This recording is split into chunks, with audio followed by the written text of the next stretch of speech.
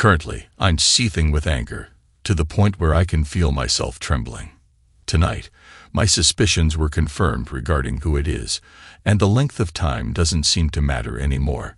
Sherry has effectively obliterated our marriage, akin to squashing a bug beneath your shoe.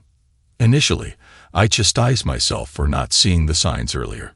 Yet, after 8 years of marriage, betrayal isn't something you anticipate. The notion of drowning my sorrows in alcohol and confronting them crossed my mind, but why bother? My marriage is beyond salvage. He could probably overpower me physically, and with his connections, he could make my life a living hell, perhaps even more so than sleeping with my wife. So here I am, grappling with emotions that only someone who has experienced this level of betrayal can truly understand. I'm not interested in hearing empty platitudes like, "I've been through a divorce, I know what you're going through," or "I'm here for you if you need to talk." I'm not ready to share this with anyone just yet. What I need now is a plan, but I must first clear my head, and that's going to take some time. The thought of ever being intimate with my wife again repulses me. Just imagining her with him on our bed turns my stomach. At least she had the decency to carry out her affair in hotels, not in our own bed. So here I am, with a notepad in hand, contemplating my next move. If Sherry had possessed the stereotypical traits of a seductive woman, perhaps I would have been more vigilant, or at least attuned to potential signs. However, she doesn't fit the mold of a bombshell with a 36DD bust, long flowing blonde locks, or the statuesque allure of an Amazonian goddess. Don't misunderstand me. Sherry is attractive in her own right. Of average height, with short brown hair and a fit, lean physique. But compared to his wife, Sherry would rate no more than a 5, if that. So why is he engaging in extramarital affairs with my wife? Probably because he can. About 2 years ago, Sherry started working for Rogers Industries shortly after the birth of our son Nettie. While I earned enough to support us comfortably, she desired the lifestyle and possessions our friends seem to possess. "Tony, if I work, it'll ease some of the financial pressure on you. You won't have to work overtime as much, and it would be wonderful to have you home more often," she reasoned with me. My parents have offered to help watch Nettie, so I could even work part-time. Her logic wasn't flawed, but I felt strongly that Nettie needed her at home for at least a few more months. Little did I suspect she was already exploring other options. We encountered Will Rogers at a charity auction, courtesy of tickets given to us by my boss, who detested such events. I saw it as an opportunity for a pleasant evening with my wife. As he entered the room with his wife on his arm, all eyes gravitated towards him. Tall, handsome, and affluent, individuals like him exuded a nearly rock star-like odor. He effortlessly charmed the crowd, leaving most women, including my wife, swooning in his wake. "That's Will Rogers and his wife, Chloe," my wife whispered to me. "He owns 3 companies in town, and his wife used to be a runway model. The dress she's wearing tonight probably costs more than my entire wardrobe," she added, her voice tinged with awe. "But they probably aren't nearly as happy as we are," I reassured her, planting a kiss on her cheek. "Yeah, right. Wouldn't it be nice to have that kind of money, even just for a little while?" she mused. At some point during the evening, we were introduced. I can't recall how we ended up discussing our professions or Sherry's desire to re-enter the workforce, but the topic slipped my mind until weeks later when Sherry brought it up again. Will flaunted his wealth that night by outbidding everyone for the top 5 items. When I jokingly called him a show-off, my wife shot me a disapproving glance, asserting that he was doing it for charity. I remained skeptical. It seemed more like a display of his ability to do as he pleased. Individuals like him often craved the spotlight. One thing I did notice was that his wife kept a watchful eye on him and every attractive woman in the room. It appeared she didn't entirely trust her husband, or so it seemed. Regardless, 3 weeks later, I returned home to the news that Sherry had secured a part-time job. And where else but at Rogers Industries? They just launched a new department, and even though it's only part-time for now, It's likely to evolve into a full-time role within 6 months. She informed me with evident delight. Isn't it wonderful?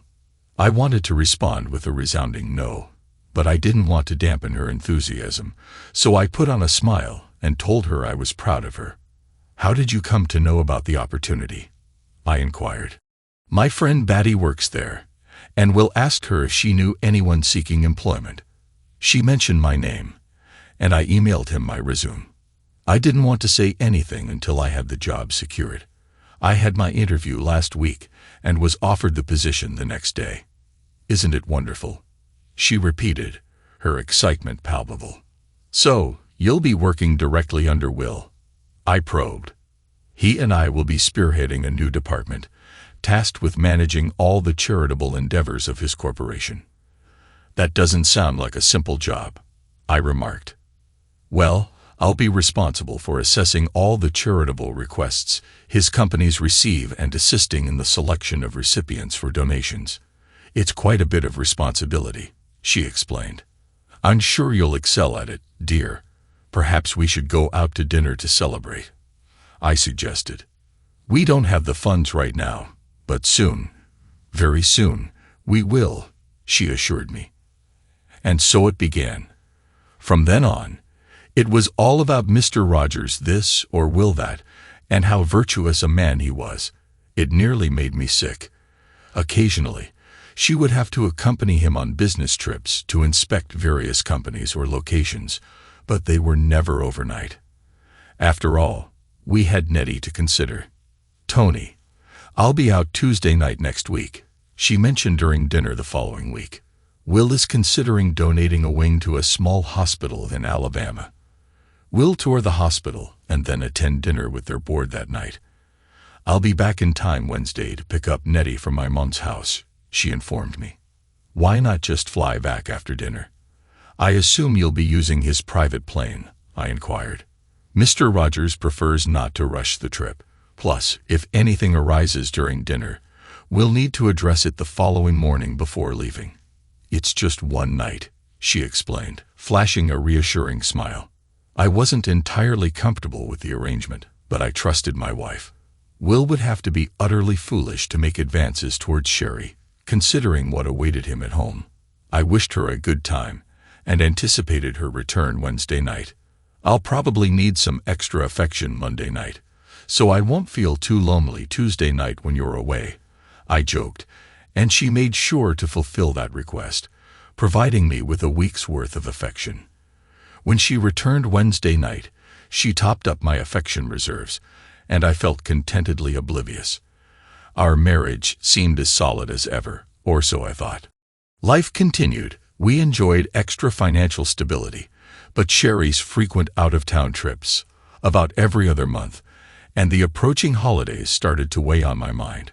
Before I proceed further, allow me to explain my profession, as it plays a significant role in the events that unfold.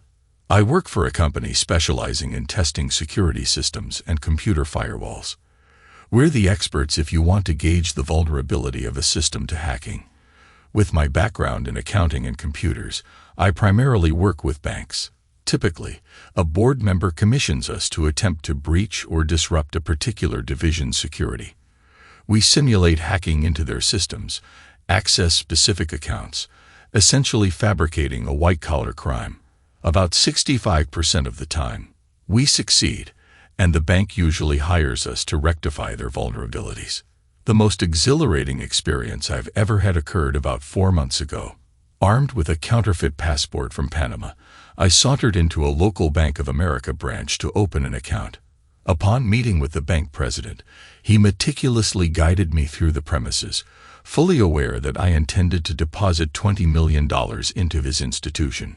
Expressing concern over security, I probed him for details, and he obligingly divulged his bank's security measures in exhaustive detail. Assuring me of the bank's impregnability, he unwittingly ignited my passion for a challenge. Armed with all the necessary information for fund transfers, I pledged to execute the operation the following week. With my partner Jimmy by my side, it took us no more than 2 days to infiltrate and disrupt their computer systems.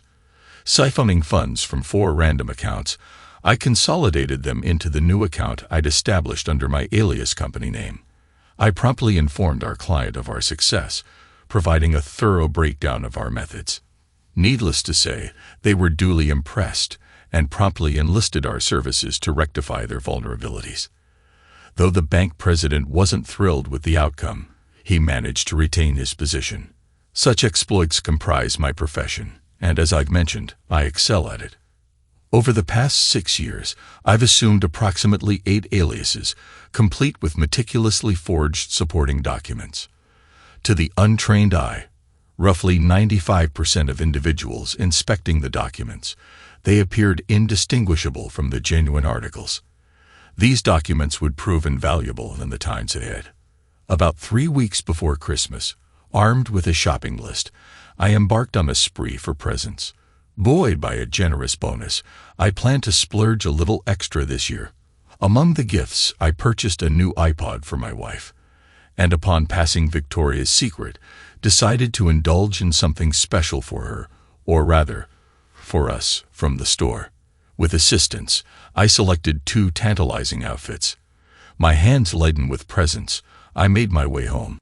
With Sherry occupied at work, I seized the opportunity to wrap most of the gifts and discreetly stow them away. Sherry had returned home earlier that morning from an overnight trip with Will, but hadn't yet found the time to unpack her suitcase. Since I had already finished my tasks, I figured I'd lend her a hand by putting away her belongings. Tossing her things onto the bed, I opened up the suitcase and began sorting through her items. As I sifted through the clothes, one particular piece caught my attention. It was impossible to forget. A fiery red ensemble with lace-trimmed crotchless panties. Even a man at death's door would remember that outfit. Besides this conspicuous garment, there was nothing else of note in the suitcase, so I carefully repacked everything and closed it up. If you've ever heard the term smoking gun, that outfit was mine. I had a pretty good idea of who, but it was the why that baffled me. We had a damn good life. It seemed Sherry wanted it all. That moment marked the beginning of our downfall. Had I not been the trusting husband I was, or if Sherry had bothered to tidy up upon her return, she might have gotten away with it, and I would have remained the oblivious, devoted spouse. That evening after dinner, Sherry expressed a desire to be intimate, but I managed to deflect her advances. I simply wasn't up for it, citing that I had a lot on my mind. A crusty pair of panties wasn't enough evidence for me. I needed something more substantial, not for my own sake, but to expose Mr. Rogers. Given my line of work, I reached out to a friend who had assisted our company in the past. It was a straightforward request.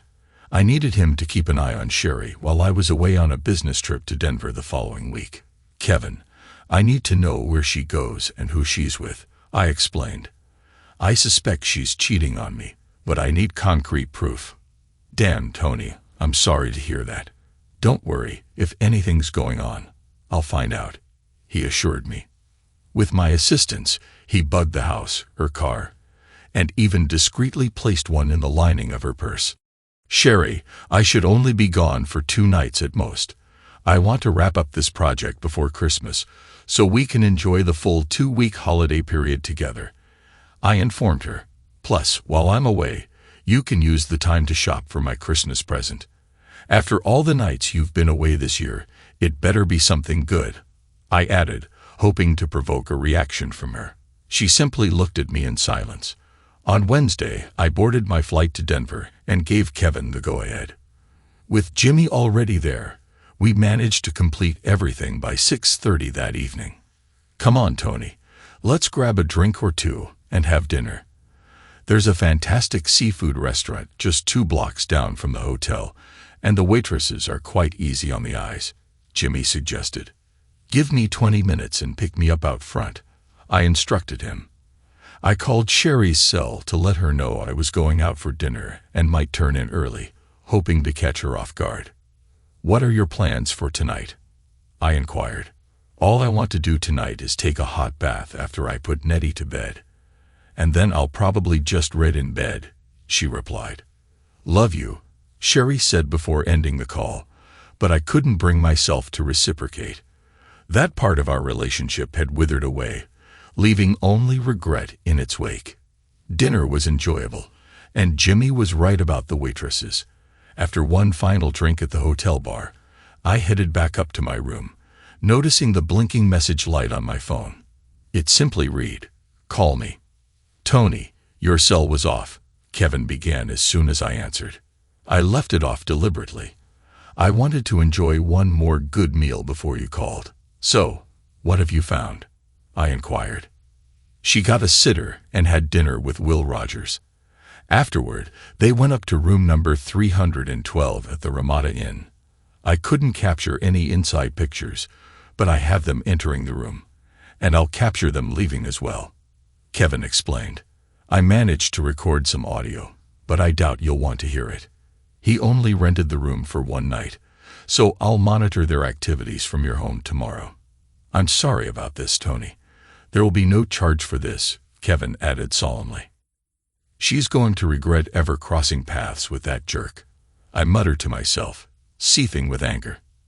Now, I sit alone in my hotel room, plotting my revenge. Divorcing Sherry would be too straightforward. I need to strike where it hurts the most, and I know exactly how to do it. This Christmas will be one she'll never forget. By Thursday morning, I had my plan laid out. Most of it couldn't be executed until the 23rd, as everything would be shut down for the holidays. Armed with one of my counterfeit passports and my son's birth certificate, I booked airline tickets under my assumed identity. Opting for a circuitous route, I aimed to throw off any attempts to trace my whereabouts. Holiday travel is chaotic, with most people eager to book their flights and move on. I secured a cash advance on my credit card to eliminate any paper trail. I liquidated all 4 of our CDs from the safety deposit box and withdrew all available cash. Planning to travel light with just a carry-on, I needed funds to buy clothing upon arrival. The last item on my agenda took me 3 days to accomplish. Rogers Industries had connections with 2 local banks, one of which I held an account with. My plan was to hack into the bank's mainframe, then into Rogers' account, and transfer all the funds to our joint savings. Sounds simple, right? Wrong. I needed Jimmy's expertise for this task. Not wanting to implicate anyone else, I enlisted Jimmy's help as a backup for troubleshooting. I figured a trial run would be prudent before taking any real action. While we had experience with similar tasks before, navigating each bank's security measures proved to be unique challenges. On the first day, I hit a roadblock with the firewall, unable to breach it.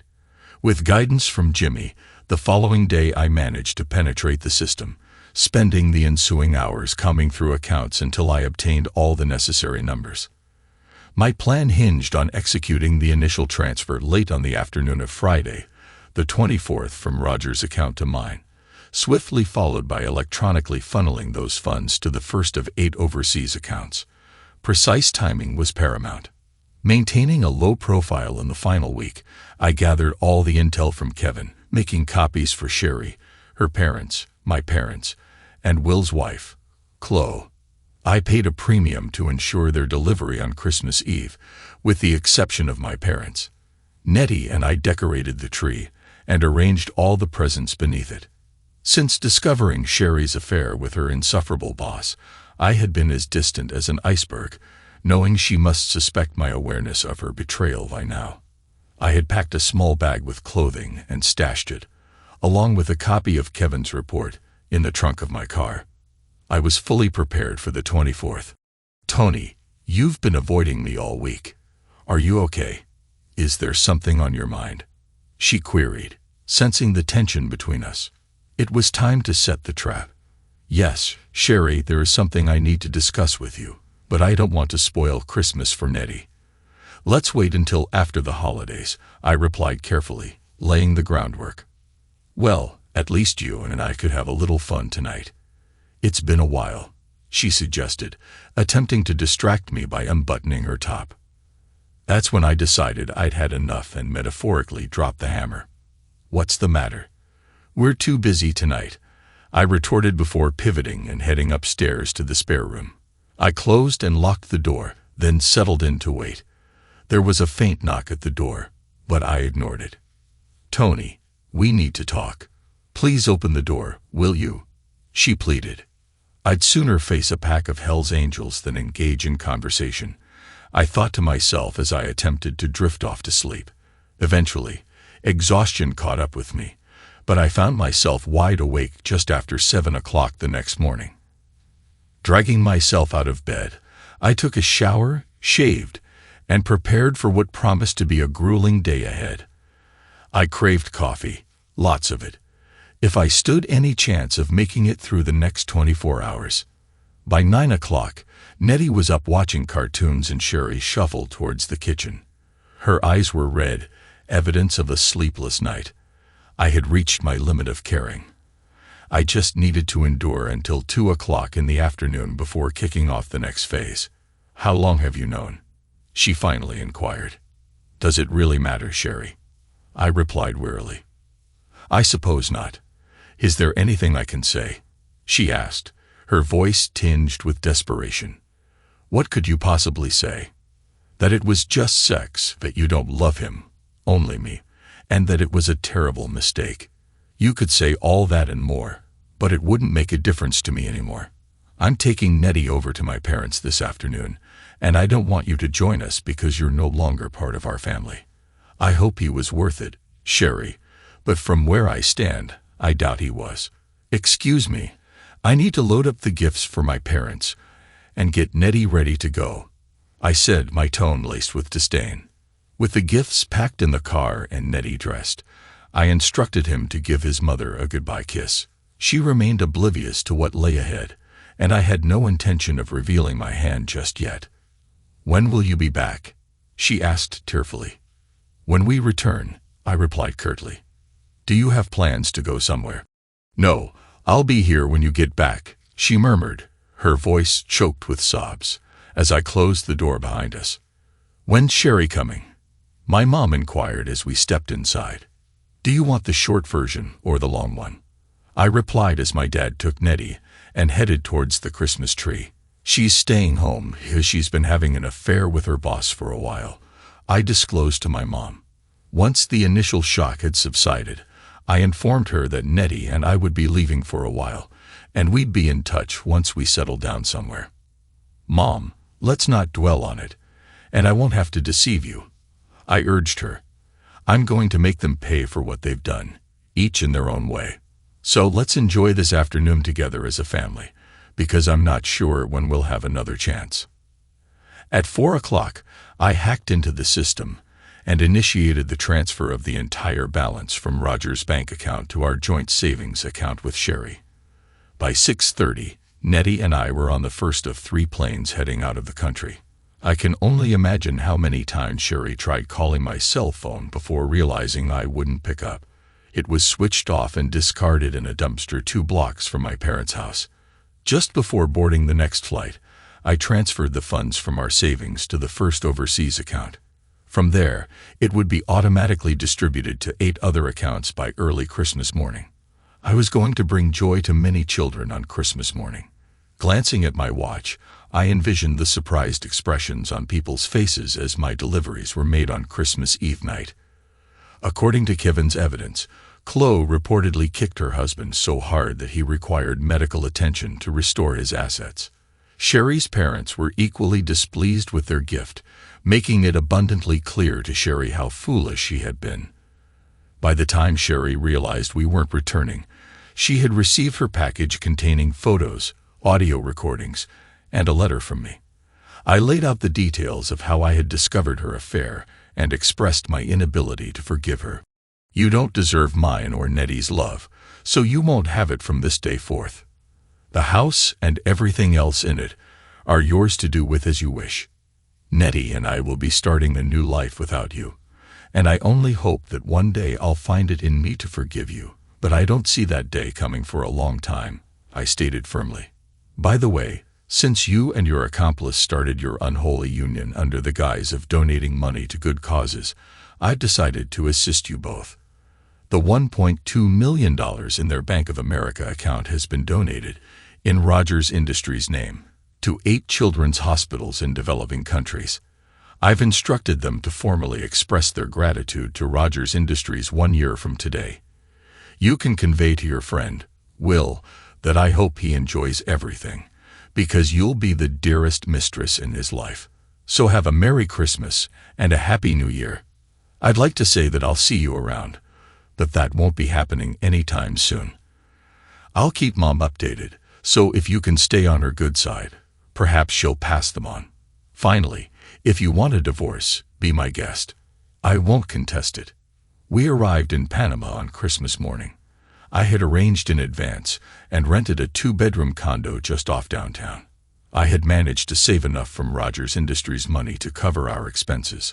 Although the cost of living was relatively low here, I knew I would eventually need to find some form of employment. For the first couple of weeks, Nettie inquired about his mom, but eventually the questions ceased. I hired a live-in nanny at a nominal cost, and the 3 of us formed our own little family. Despite a modest budget, I launched my own software protection company. Initially avoiding the larger banks, my reputation flourished among the smaller independents, leading them to seek me out for assistance. 5 years after settling in, there was a knock on my condo door. I knew it had to be you when I heard about a new competitor starting up down here. Jimmy exclaimed with a laugh. Aren't you going to invite me in? We spent over 2 hours catching up before heading out to dinner. It turned out that Rogers Industries' board of directors was displeased with their charitable donations and ousted my friend Will as the company president. He nearly went bankrupt, covering the $1.2 million loss, along with his divorce from his wife, Chloe. Sherry was terminated after it was discovered that the funds had passed through her savings account. Although they attempted to press charges against her, she was eventually exonerated. As soon as I heard about the debacle, I had a hunch it was you. I figured you had skipped town, and when I heard about the new competition, I knew where to find you. Jimmy explained as he handed me a contract. The offer from the home office is to either buy you out or bring you in as the head of the new Southern Division. The salary is based on U.S. standards, so you could live like royalty down here with much less responsibility. Give it some thought. I'll be back at the end of the week. Jimmy stayed with me for 3 days. We indulged in food and drinks, and he even found some Latin ladies to his liking. I sent him back to the USA with a broad grin, a signed contract in his pocket, and a letter for Sherry along with some pictures. Dear Sherry, as you can see from the photos, our son is growing up rapidly. He attends a small private school here and has become fluent in Spanish, perhaps even better than English. He's currently learning Chinese since about 25% of the students are of Asian descent. His computer skills are exceptional, and by the time I retire, he'll be more than prepared to take over from me. He knows about our separation, but I've never told him the reasons behind it. He simply accepts the arrangement that he lives with me while you reside elsewhere. For obvious reasons, I couldn't disclose my whereabouts to anyone, and I understand that both our parents were upset after I left. Mom mentioned she forwarded everything I sent to you once she got over her anger, so at least you know how Nettie is doing. For what it's worth, I've forgiven you. My new partner believes I was carrying too much emotional baggage, and it was time to let go and move forward. It's a pity things turned out the way they did because you would have loved it down here. I don't plan on returning because Mom and Dad are considering getting a place here, at least for the winters, so there's nothing left for me up there. If you ever want to see Nettie, you'll need to come down here, at least for now. Mom never brings you up and I don't inquire, but I do hope you've managed to recover after losing your job. However, I can't help but smile knowing that we'll lost everything. Karma, I suppose. That's all I have to say. I hope you find someone you can be faithful to and move on with your life. As for me, I found someone very special. She treats Nettie like her own and brings joy to my life like you once did. We're not married yet, but it's on the horizon. Nettie will have a new sister in the spring, so it's time for me to take the plunge once again. You're welcome to write to Nettie if you wish, but this will be my final letter to you. Tony. Sherry struggled to read through the letter, her eyes damp with tears. In the aftermath, she cut ties with Will completely. Finding another job wasn't easy. The scandal had tainted her reputation, and opportunities were scarce. The men who showed interest were either not suitable or simply looking for a fling. She's currently seeing a salesman from out of town, but they're taking things slowly. Seeing Nettie looking well and content brought both relief and longing. Sherry yearned to see him, but finances had been tight since she lost the house in the wake of the housing market crash. She often found herself replaying the what-ifs, lamenting the choices that led her down this path. But dwelling on regrets offered no solace. All she had now were lessons learned and the hope for a brighter future.